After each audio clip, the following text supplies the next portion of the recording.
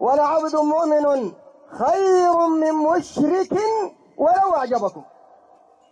والمشرك هو من يدعو غير الله أو يتوكل على غير الله من الصالحين أو الأولياء أو الفقراء أو ما يفعله الآن عندنا في السودان ما يسمى بالصوفية.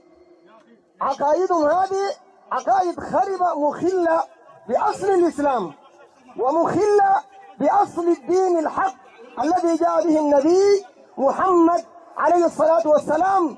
لأن النبي عليه الصلاة والسلام يقول عليه الصلاة والسلام: من مات وهو يدعو من دون الله ندا دخل النار.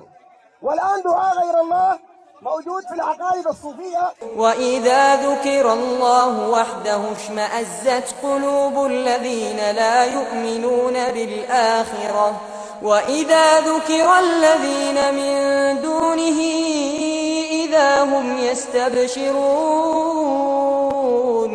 قل اللهم فاطر السماوات والأرض عالم الغيب والشهادة أنت تحكم بين عبادك فيما كانوا فيه يختلفون